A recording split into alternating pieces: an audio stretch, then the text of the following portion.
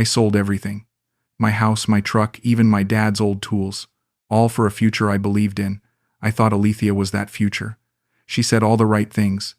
Held my hand like she meant it. Promised we'd build something together. But I learned something the hard way. You can't build a future with someone who's already planning their escape. The heat hit me like a wall when I stepped off that plane in Cebu. 2 years of video calls couldn't prepare me for this moment. Then I saw her. Alethea stood there holding a handmade sign with my name written in purple marker, smiling like I was the only person she'd been waiting for her whole life. "Franklin, you made it," she called out, rushing toward me with arms wide open. Her voice carried that same musical quality I'd fallen for during our late-night chats, but hearing it in person felt different, real, like coming home to something I never knew I'd lost. "I can't believe you're actually here," she whispered against my ear as she hugged me tight. I breathed in her scent, something sweet and familiar that made my chest ache in the best way. "I can't believe it either," I managed to say back. After 18 months of divorce papers and empty rooms back in Minneapolis, holding someone who actually wanted me there felt like a miracle I didn't deserve. She grabbed my hand as we walked to her car, a small white sedan with a rosary hanging from the mirror. "Are you tired? Hungry? I know this place that makes the best sisig," she said, glancing at me with those dark eyes that had captured me through a computer screen months ago. I wasn't hungry, but I nodded anyway. I would have followed her anywhere right then. "Whatever you want," I told her. "I'm just happy to be here with you." The condo she'd helped me rent was nicer than I'd expected. Clean white walls, a small balcony overlooking the city, air conditioning that actually worked. "This is perfect," I said, setting my suitcase down. She beamed at me like I'd just given her the world. "I wanted everything to be right for you," she said, moving closer until she was standing right in front of me. "I wanted you to feel at home here." When she reached up to touch my face, I felt something I hadn't felt in years. Hope. That first night, we sat on the balcony drinking San Miguel beer and talking until the sun came up. She told me about her work at the visa consultancy, how she helped foreigners navigate the complexities of living in the Philippines. "It's not just paperwork," she explained, her fingers tracing patterns on my arm. "It's about helping people find their place here, people like you." When she said that, looking at me like I was exactly where I belonged, I knew I was falling deeper than I'd ever fallen before. "I've been alone for a long time," I admitted to her as we watched the city wake up below us. She turned to face me fully, her expression soft and understanding. "You're not alone anymore," she said simply. "You have me now."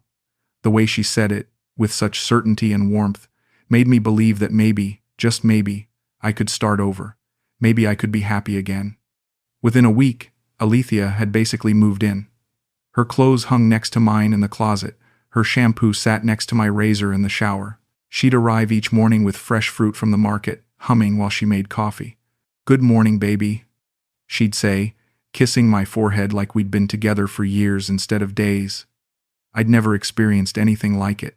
My ex-wife Sarah had been practical, efficient, but never affectionate like this. Never like I mattered.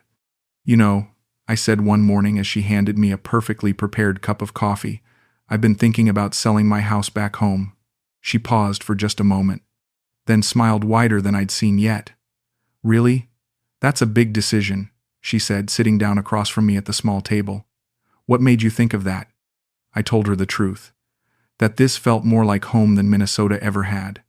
That being here with her felt right in a way nothing had felt right in years. "The Philippines is your real home now," she said, reaching across to squeeze my hand. "I can see it in your eyes.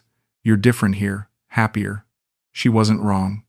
The constant gray of Minnesota winters, the empty house that still smelled like Sarah's perfume, the job I'd retired from that never really satisfied me anyway. All of that felt like someone else's life now. "I want to build something here," I told her. "With you." Her eyes lit up like I'd just promised her the moon. "We could do that," she said softly. "We could really build something beautiful together." She talked about the future like it was already happening. A bigger place, maybe closer to the beach. Her family meeting me, accepting me as one of their own. The way she painted it, I could see myself growing old here, content and loved. That evening, she cooked adobo and rice while I called my realtor back home. "Jim, I want to put the house on the market," I said, watching Alethea move around the kitchen like she belonged there. Like we belonged together. When I hung up, she was standing in the doorway smiling at me. "How do you feel?" she asked. "Like I'm finally moving forward," I answered. And I meant it. She came over and sat on my lap, wrapping her arms around my neck. "I'm so proud of you," she whispered. "It takes courage to start over." When she kissed me then, slow and deep, I felt like the luckiest man alive. Here was someone who not only accepted my decisions but celebrated them. Someone who saw the man I wanted to be instead of the man I'd been. "I love you," I said without thinking, the words just falling out of me. She pulled back to look at me, her eyes searching my face. "I love you too, Franklin," she said, and the way she said my name made it sound like a promise. That night, lying next to her with her head on my chest, I felt more at peace than I had in years. This was it. This was my new life. 3 weeks later, I wired $15,000 back to Minneapolis to get the house ready for sale. Alethea was there when I made the transfer, rubbing my shoulders as I typed in the numbers. "You're doing the right thing," she said. "Soon you'll have all that money working for your future here instead of sitting in some old house." Her confidence made my own doubts seem silly and small. "I've been thinking," she said that afternoon as we walked through a new development downtown, about what we talked about, building something together. She stopped in front of a gleaming condo tower, its windows reflecting the afternoon sun. "My company handles a lot of property investments for expats. I could help you find something really special." The way she said it, like she was offering me the world, made my heart race. When I hesitated, she took my hand. "What's wrong, baby?" she asked, her voice full of concern. "Nothing's wrong," I said quickly. "It's just, this is all happening so fast." She nodded like she understood completely. "I know, it feels overwhelming. But Franklin, opportunities like this don't wait. The market here is changing every day." She explained how property values were rising, how getting in now could set us up for life. "But wouldn't it be easier to put it in my name?" I asked. "For the paperwork and everything?" She shook her head gently. "Actually, it's much faster if I handle the initial purchase through my company connections. We can transfer it to your name once all the legal work is done. It's just how things work here." The way she explained it, so matter-of-fact and professional, made sense. She knew this system. I was just the foreigner stumbling through it. That night, she showed me listings on her laptop, pointing out features and locations. "This one has the best view," she said, leaning against me as we scrolled through photos. "And this one is closer to the business district." Each place looked better than the last, each one a possible future I could actually afford. "Which one do you like?" she asked. I told her I trusted her judgment. She knew what would work better than I did. "There's one more thing," she said, closing the laptop and turning to face me. "To secure any of these properties, we'd need to move fast. Put down a deposit to hold it while we get everything else sorted." She quoted numbers that seemed reasonable, especially compared to what I'd been paying for the mortgage back home. "How much are we talking about?" I asked. $40,000 to start then, the rest when we close," she said. "It sounds like a lot, but compared to what you'll get from your house sale, it's really quite manageable." I found myself nodding along. She was right. The house would sell for at least $120,000, probably more. $40,000 was an investment in our future. "Let me think about it," I said, but even as I said it, I knew I'd already decided. The way she smiled at me, like she knew I was ready to take this leap with her, told me everything I needed to know about where this was heading. The house sold faster than Jim had predicted, $135,000 minus his commission and the closing costs. When the wire transfer confirmation came through, I stared at my phone screen for a long time. More money than I'd ever had at once in my life. More than enough for a fresh start. "This is it," I told Alethea as I showed her the notification. "This is our chance. I'm so excited for us," she said, throwing her arms around my neck. "Let's celebrate tonight, and tomorrow we'll start making it all real." We went to a fancy restaurant overlooking the harbor, the kind of place I never would have taken Sarah to, because she would have complained about the cost. But Alethea deserved something special. We deserved something special. The next morning she had all the paperwork ready. Purchase agreements, legal documents, transfer forms. I've been working with my contacts all week to get everything prepared. she explained as we sat at her kitchen table. All we need is your signature and the initial transfer. The documents looked official enough, full of legal language I didn't understand, but that sounded important. 80,000 for the property deposit and processing fees, she said, pointing to a line on the contract. Then 20,000 for legal expenses and taxes. The rest you can keep for living expenses while we wait for everything to finalize. It all seemed so organized, so professional. She'd thought of everything. Are you sure about putting it in your name initially? I asked one more time. She looked at me with those patient eyes that made me feel foolish for even questioning. Franklin, baby, I do this for a living. It's much faster this way, and once the foreign ownership papers are processed, we transfer everything to your name. It's completely standard. She pulled up emails on her phone from other clients, showing me similar arrangements. See, this is how it works for everyone. I signed the papers and made the transfers right there at the table. $100,000 moving from my account to hers in 2 separate wire transfers. When it was done, she kissed me so hard I forgot to breathe. We did it, she whispered against my lips. We actually did it. The relief and joy in her voice made everything feel right. That weekend, we took the trip to Bohol she'd been promising. White sand beaches, clear blue water, and her hand in mine as we walked along the shore. She took photos of us together, posting them on her Facebook with captions about love and new beginnings. For the first time in years, I felt like I belonged in those pictures, like I was part of something beautiful. I can see our future so clearly now, she said as we watched the sunset from our hotel balcony. The condo will be ready in a few months, and then we can really start our life together. She painted a picture of morning coffee on our own balcony, weekend trips to her family's province, growing old together in paradise. When she talked like that, with such certainty and love, I couldn't imagine wanting anything else. The changes started small. Alethea would leave for work in the morning and not come back until late at night. Sorry, baby, she'd say, kissing my cheek as she slipped into bed. So many client meetings today. Visa season is crazy right now. Her phone was always face down on the table, always on silent. When I asked about it, she'd laugh and say she needed peace when she was with me. How's our property coming along? I asked one evening as we ate dinner. She paused with her fork halfway to her mouth. Good, she said. Really good. Just some delays with the government offices. You know how these things work here. I didn't know how these things worked here, and she knew that. How long do these delays usually take? I pressed. Not long, she said, reaching across to squeeze my hand.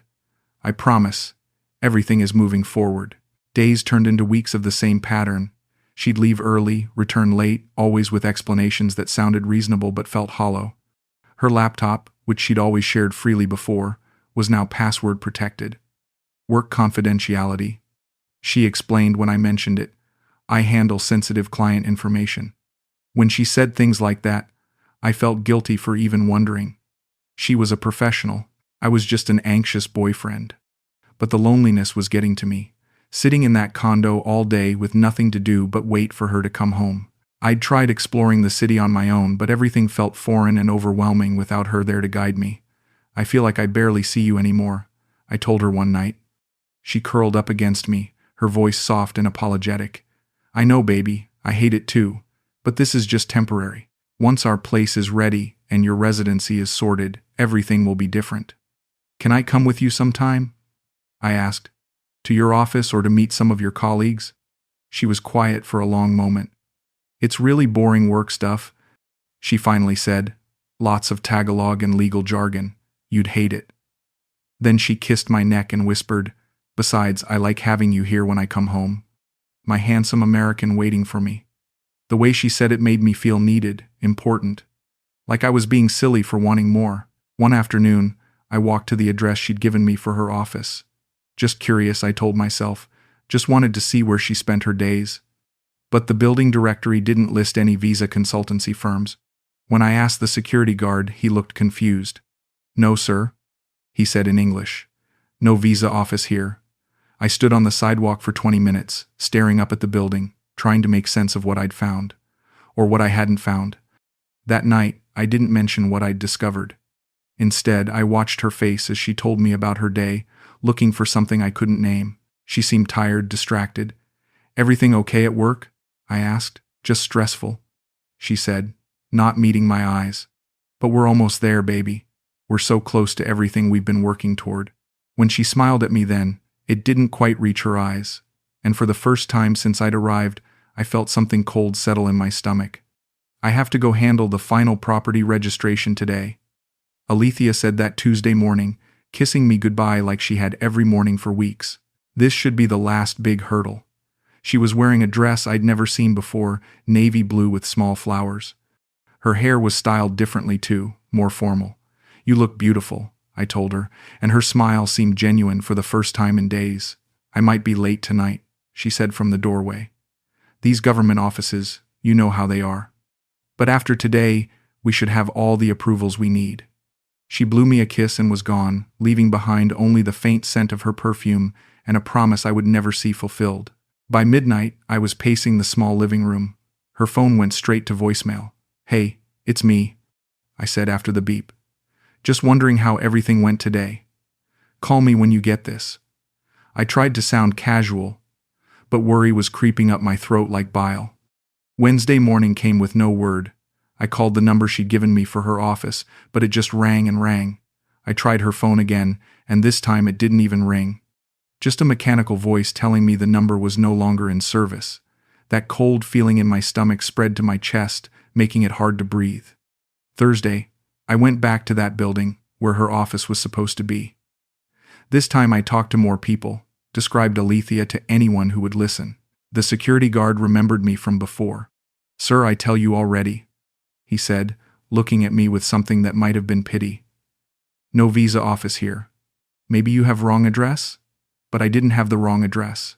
I had the address she'd given me, written in her handwriting on a piece of paper I still carried in my wallet. Friday morning I called the phone number for the property management company on the contract I'd signed. "We have no record of that purchase agreement," the woman told me in careful English. "And no property under that name or yours, sir." When I described the unit Alethea had shown me, she was quiet for a long moment. "Sir, that unit is owned by a Filipino family, has been for many years." I hung up and sat in the silence of the condo that suddenly felt like a stage set, temporary and fake. I looked around at Alethea's things, her clothes in the closet, her shampoo in the bathroom, her coffee mug in the sink. All of it still there, but she was gone. Like she'd never intended to come back. That's when I understood. Not all at once, but in waves that kept hitting me harder each time. The office that didn't exist. The property that was never ours. The woman who'd taken everything I had and disappeared like smoke. I sat on the edge of the bed where we'd made love just days before and tried to figure out how I'd gotten so lost. How I'd been so blind to what was happening to me. I spent the weekend going through everything. Every email, every text message, every document she'd shown me. Looking for signs I'd missed, clues that might tell me who she really was. But it was like trying to solve a puzzle with half the pieces missing. The woman I'd fallen in love with might have never existed at all. Her Facebook page was gone. The photos of us in Bohol, the sweet comments she'd left on my posts, the timeline of our relationship, all of it vanished like it had never happened. I scrolled through my phone, looking at pictures I'd taken of her, and wondered if even her name was real. Alethea. I'd thought it was beautiful. Now it just sounded like another lie. "You stupid old fool," I said to my reflection in the bathroom mirror. "How could you be so goddamn stupid?" But even as I said it, I could remember how it felt when she looked at me like I mattered, how her laugh made me feel young again, how she'd made me believe I deserved to be loved. That wasn't stupid. That was just human. But being human had cost me everything. $100,000. My entire future. Gone. I did the math over and over, hoping I'd made a mistake somewhere. But the numbers didn't lie. My bank account showed the transfers clear as day. Wire transfer to Alethea Santos. Wire transfer to Alethea Santos. The name that might not even be real, attached to a woman who'd played me like a song she'd memorized. The worst part wasn't the money. The worst part was the shame that sat in my chest like a stone. How could I tell my son back home? How could I explain that his 60-year-old father had been seduced and robbed by a woman young enough to be his daughter? That I'd sold the house he'd grown up in for a fairy tale that never existed? I couldn't eat, couldn't sleep. Just sat in that condo surrounded by her things and tried to understand how someone could lie so completely, so convincingly. She'd held my hand while she robbed me, kissed me while she planned her escape, made love to me while she counted my money in her head. What kind of person does that? What kind of fool falls for it? By Sunday night, I was talking to myself just to hear a voice in the apartment. "She's not coming back, Franklin," I said out loud. "She got what she came for, and now she's gone." But saying it didn't make it feel real. Part of me was still waiting for her key in the door, her voice calling out that she was home, that this was all some terrible misunderstanding we could laugh about later. I called the American Embassy Monday morning. The woman on the phone was professional but not unkind when I explained what had happened. "Sir, we see cases like this more often than you might think," she said. "Romance scams targeting foreign retirees are unfortunately common here." She gave me numbers to call, forms to fill out, but her tone told me what she couldn't say directly. The money was gone. Alethea was gone. I was on my own. The message came exactly 1 week after she'd disappeared. A voice note from a number I didn't recognize, but I knew her voice before she even said her name. "Franklin," she began, and just hearing her say my name made my hands shake. "I know you must hate me right now. I know you probably never want to hear from me again." Her voice sounded different. Tired, sad, maybe. Or maybe that was just wishful thinking on my part. "I'm sorry," she continued. "I'm so sorry for everything. I never meant for it to happen like this. I had no choice." She paused, and I could hear traffic in the background, voices speaking what sounded like Tagalog. "I hope someday you can understand. I hope someday you can forgive me." That was it. 30 seconds of her voice, and then nothing. I played it over and over, listening for something that might tell me where she was or why she'd done this to me. But there was nothing. Just apologies that felt as empty as the promises she'd made. I called the number back immediately. It rang twice and went to voicemail. "This is Franklin," I said. "You want to talk about choices? Let's talk. Call me back." But she didn't call back. I tried again an hour later, then again that evening. By the next day, the number was disconnected. I typed out a dozen text messages I never sent, long rambling things about love and betrayal, about how she destroyed me, about how I'd trusted her with everything. But what was the point? She'd already said everything she was going to say. Sorry. No choice. Goodbye forever. The anger came in waves after that. Hot, bitter rage that made me want to put my fist through the wall. She was sorry? She had no choice? What about my choices?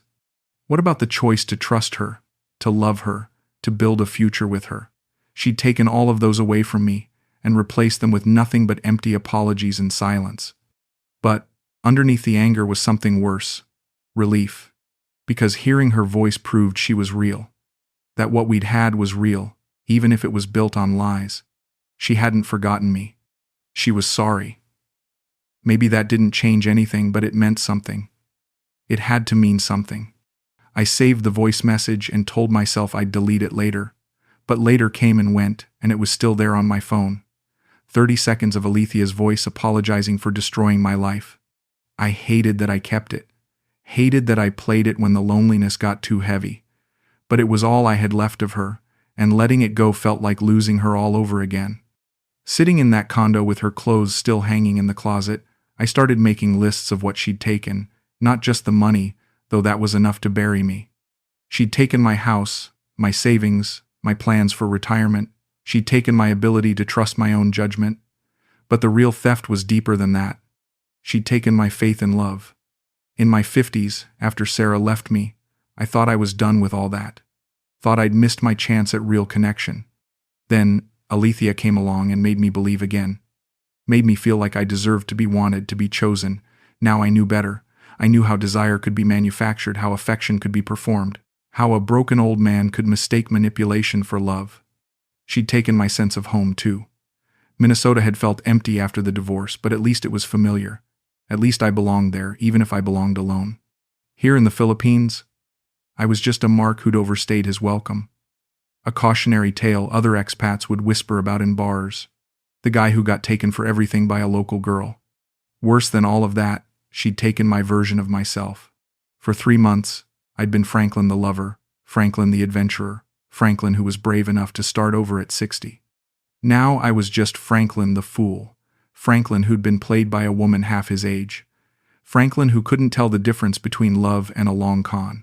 I went to church that Sunday, not because I believed in anything anymore, but because I needed somewhere quiet to sit. The Catholic service was in Tagalog, so I couldn't understand a word, but that was fine. I wasn't there for the words anyway, just for the silence between them. After the service, I walked around the neighborhood where Alethea had shown me that first condo development, the one where she'd talked about our future together. It was still there, still gleaming in the afternoon sun, but now it looked like a monument to my stupidity, a reminder of how easily I'd believed in something that was never real. An old Filipino man sitting on a bench outside a sari-sari store nodded at me as I passed. "You okay, sir?" he asked in English. I almost kept walking, but something about his kind face made me stop. "My girlfriend left," I said simply. He nodded like he understood. "Ah, women," he said with a sad smile. "They break our hearts, but we keep hoping anyway." I didn't tell him about the money, didn't explain the rest of it. Just sat with him for a while, two old men who'd been disappointed by love. 2 months later, I moved into a shared apartment with two other foreign retirees, Bill from Australia and Henrik from Sweden, both men who'd learned the hard way that the Philippines could be beautiful and brutal in equal measure. They didn't ask too many questions about why I was broke, and I didn't volunteer the details. We just coexisted in our small space, 3 men trying to figure out what came next. I started walking to the beach every morning. Not for exercise or meditation, or any of that self-help nonsense. Just to move, to go somewhere and come back, to prove to myself that I still could. The fishermen would nod at me as they brought in their nets, and sometimes I'd nod back. No conversation needed, just acknowledgement that we were all here, all trying to make it through another day. My son called me once, Jake, who's 32 now with kids of his own. "Dad, you've been quiet lately," he said. "Everything okay over there?" I almost told him everything right then.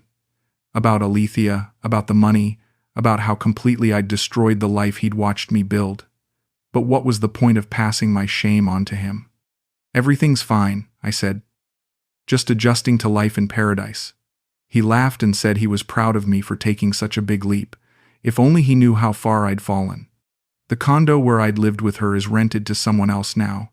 I walked by it last week and saw laundry hanging on the balcony, children's clothes and work shirts. A real family living a real life in the space where I'd been living a dream.